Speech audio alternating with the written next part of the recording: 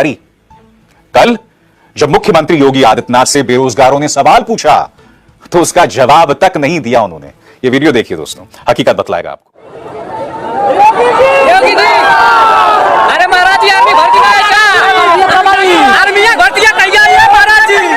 मुझे तो डर इस बात का है कि इन बेरोजगारों ने जो मुख्यमंत्री आदित्यनाथ की शान में गुस्ताखी की है, कहीं ऐसा ना हो कि इन पर देशद्रोह का मुकदमा कर दिया जाए। जी हां, क्योंकि उत्तर प्रदेश में आज की तारीख में हर छोटी बात पर देशद्रोह का मुकदमा हो जाता है। सिद्दीक कप्पन, पत्रकार सिद्दीक कप्पन पिछले 1 साल से जेल में। वो सिर्फ हाथरस गए थे कवरेज करने, एक पत्रकार होने के नाते। अब तक उन्हें रिहा नहीं किया गया है। Surya Pratap Singh, former IAS officer, इनके खिलाफ अब तक 7 एफआईआर दर्ज हो गए हैं। और बात यहां नहीं रुकती है। आपकी स्क्रीन पर यह खबर देखिए। इस खबर के मुताबिक उत्तर प्रदेश के पूर्व राज्यपाल पर भी देशद्रोह का मुकदमा कर दिया गया है, क्योंकि इन्होंने मुख्यमंत्री आदित्यनाथ के खिलाफ बयान दिया था। यह हालत हो गई दोस्तों। आज की तारीख में जो भी मुख्यमंत्री आदित्यनाथ से सवाल करेगा, उस पर देशद्रोह का मुकदमा दर्ज कर दिया जाएगा। इनके पास हालांकि कोई जवाब नहीं है, सवालों के कोई जवाब नहीं है। आपकी स्क्रीन पर यह संजीव बालियान साहब, सांसद हैं, क्या बयान दे रहे हैं कि संयुक्त किसान मोर्चा को अगर राजनीति में उतरना है तो उनका स्वागत है, चुनाव लड़े, कह रहे हैं वो। आप जानते हैं कि संयुक्त किसान मोर्चा एक आंदोलन कर रहा है, मगर वो क्यों चुनौती दे रहे हैं इनको चुनाव लड़ने की? क्योंकि वो जानते हैं कि अगर संयुक्त किसान मोर्चा चुनाव लड़ता है तो इसका नुकसान किसे होगा? इसका नुकसान सिर्फ भाजपा विरोधी मोर्चों को होगा, उन्हीं के वोट बटेंगे। क्योंकि जब संयुक्त किसान मोर्चा मैदान में होगा तो वो उन वोटों को हासिल करेगा जो बीजेपी के खिलाफ, यानी कि फायदा किसको? बीजेपी को फायदा।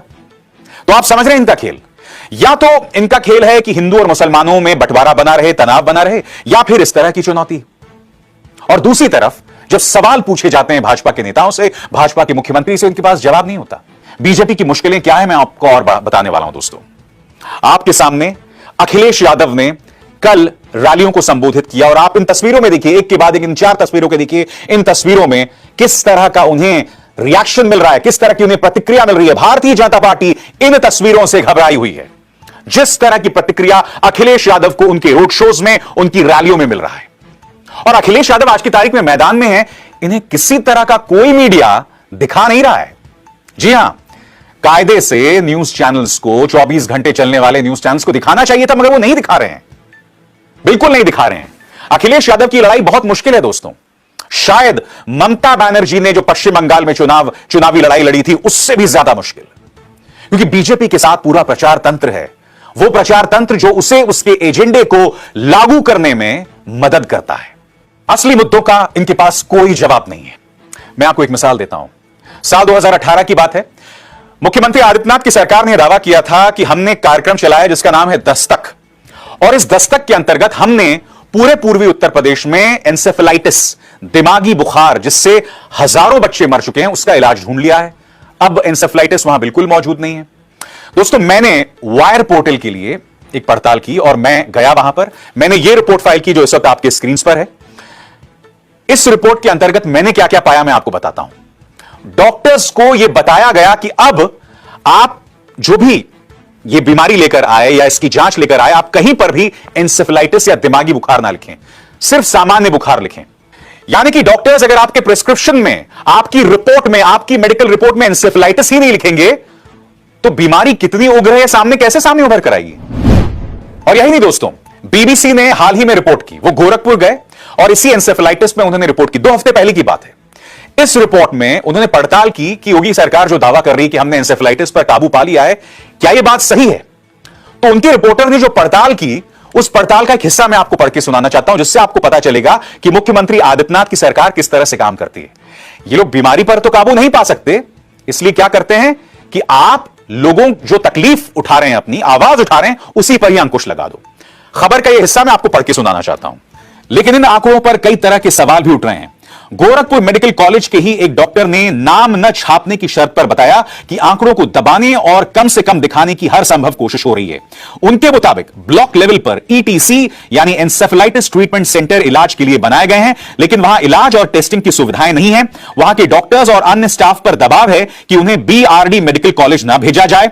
बीआरडी मेडिकल कॉलेज यदि भेजा भी जा रहा है तो यहां 100 नंबर वार्ड में भर्ती न करके अन्य वार्डों में शिफ्ट किया जा रहा है।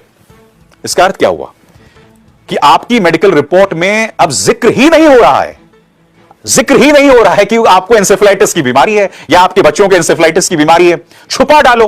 ऐसे में जब आधिकारिक फिगर्स आएंगे, आंकड़े आएंगे, तो कौन कहेगा कि उत्तर प्रदेश में एंसेफेलाइटिस पर काबू नहीं पाया गया है?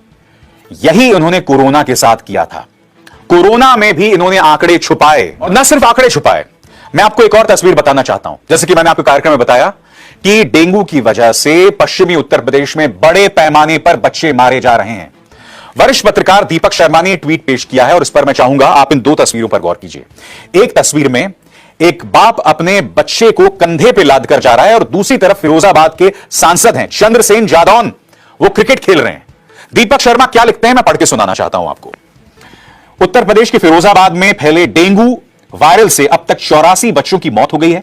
400 से ज्यादा की हालत गंभीर है। बेड के लिए कई मां बाप को गोद में लेकर अस्पताल के बाहर तड़प रहे हैं। पर इन मौतों के बीचों बीच फिरोजाबाद के बेशर्म भाजपा सांसद चंद्रसेन जादौन क्रिकेट खेलने में मग्न हैं। और यह सच्चाई कौन लाएगा? इनका पालतू मीडिया तो नहीं ला रहा है। और यही वजह है दोस्तों, कल किसान इस पालतू मीडिया से नाराज दिखा। मैं आपको एक वीडियो दिखाना चाहता हूं।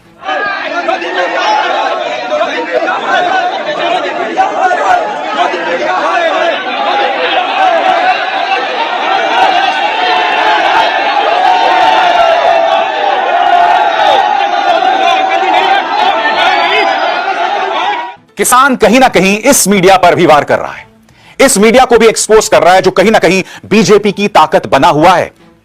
मैं जानता हूं आप लोगों में से कई लोग क्या कहेंगे। आप लोग कहेंगे कि आप इसे बढ़ा चढ़ा के पेश नहीं कर सकते, आप इस हिंसा को बढ़ावा नहीं दे सकते। बिल्कुल, अगर हिंसा हुई होती तो मैं उसके खिलाफ खड़ा हो रहा होता और हमेशा खड़ा रहा हूं। मैंने कभी भी किसानों की हिंसा का साथ नहीं दिया। मगर मैं कुछ और पूछना चाहता हूं। पिछले 5-6 सालों से लगातार इस सरकार से सवाल करने वाले पत्रकारों को टारगेट किया जाता है। इन चैनल्स के इन पत्रकारों ने कभी उन पत्रकारों के पक्ष में आवाज बुलंद की है? बताइए। कि भारतीय जनता पार्टी को लगता है कि इन्हीं इंस्टीट्यूशंस का इस्तेमाल करके, इन्हीं संगठनों का इस्तेमाल करके वो अपने प्रोपेगेंडा को आगे बढ़ा सकते हैं। मगर इन तमाम चीजों की भी एक उम्र होती है, एक लक्ष्मण रेखा होती है। उसके बाद लोगों में डर नहीं रह जाता, खासकर तब जब आप सच्चाई के साथ हों। तो न्यूज चक्र में बस इतना ही। अभिसार शर्मा को दीजिए इजाजत।